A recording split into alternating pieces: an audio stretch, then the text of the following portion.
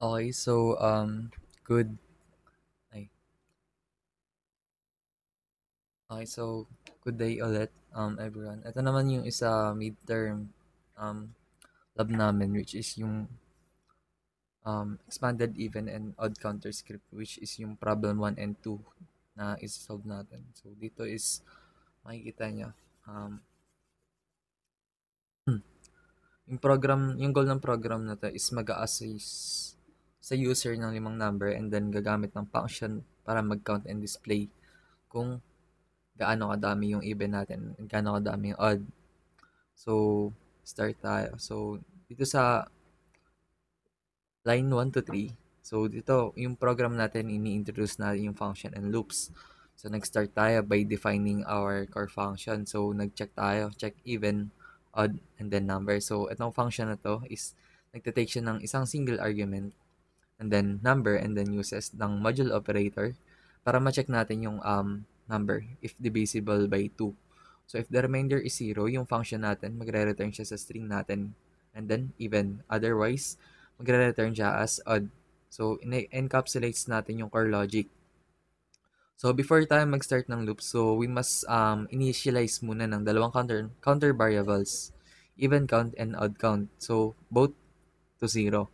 So isa to sa mga vital step natin sa pag-count ng program. So binibigyan tayo nito ng clean slate para accumulate tayo ng mga totals natin. So next naman is na-highlight natin yung for loop. So for I in range and then 5.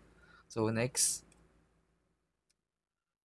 naman na natin is gumamit ng for loop para ma-handle natin yung repetitive task of asking for 5 numbers, which nagre-range ng 5. Means yung loop mag-execute exactly 5 times. So, automatically iterating yung bawat required na input. So, without us having to write the input code 5 separate times. So, next, yung hina-highlight naman natin is yung line 9 and then. So, inside ng loop natin, nag-ask tayo ng user number and then immediately call our function and then result equals check underscore even and then odd number. So, yung function natin is dine-determine niya if yung number natin is even or odd. So, nire-return value yung naka-store dun sa result variable natin. So, na-highlight, yung dito naman sa 11 to 14, na-highlight naman dito yung if and elif na nagba-block inside ng loop natin. So, based sa function output natin, ina-update natin yung counters if yung result is equal to the string even and then ini-increment natin by 1, even count by 1. Otherwise, it must be odd. So, ini-increment naman natin yung odd count. So, yung loop natin nagpa-process sa input, checks the condition, and then ina-update niya yung correct counter until yung limang numbers ay nai-enter na. So, finally, yung outside ng loop ng program natin is yung dalawang counter variables kung saan binibigyan ng user yung final summary natin ng data. And then, ine-enter nila yung total count ng even numbers and then total count of odd numbers. So, ayun. Ito siya. Ayun, ayun. Ito. And makita nyo, nag-enter tayo ng limang numbers. There 1, 2, 3, 4, 5.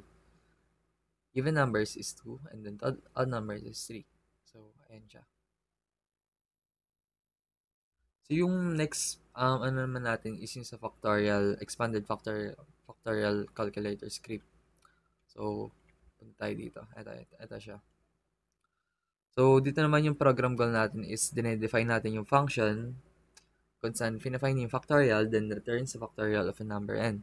So, dito naman yung start tayo. So, sa line 1 to 4, yung factorial script natin, showcase dito yung paggamit ng use ng function and iteration para sa complex mathematical calculation natin. So, dinedefine dito yung find factorial kung saan nagtitake ng number as its argument. So, inside ng function, ini-initialize natin yung variable factorial to 1. So, isa 'to sa mga critical dahil yung multiplication na ito is multiplying by 0 and would always result in 0. So, niro-ruin niya yung calculation natin. So, yung core ng calculation natin dito is yung for loop. Yung factorial is defined bilang product sa lahat ng positive integers na less than or equal to n. So, gumagamit tayo ng range 1 and plus 1. to generate numbers starting at 1 and going up to including the input natin. So, sa line number 7 natin, yung bawat iteration dito na naglo-loop, so minumultiply niya yung current value ng factorial by the iteration variable I. So, ito yung tinatawag na accumulator pattern for 5. Yung sequence dito will be 1x1, then 1x2, then 2x3, and then 6x4. Then finally 24x5, which is binibigyan tayo ng result na 120. So, once na nag-finish na yung loop natin, yung function niya is magagamit ng return keyword para mag-send ng final calculated value back to the main part ng program na tinatawag natin. So, dito naman yung hallmark ng pure reusable function natin. So, dito sa main program natin, inaas natin yung user number para mag-make sure na convert to integer. And then, immediately, kinocall natin yung function, which is yung result find factorial number, then return value, which is the calculated factorial na naka-stored sa result variable. So, finally, dinidisplay natin clearly stating the factorial result. So, yung power ng approach natin is yung find factorial function. So, ngayon, nare-reuse na natin siya kahit sa ang program or in the future projects without needing to rewrite the multiplication logic. So, nandito siya. And ito yung example niya.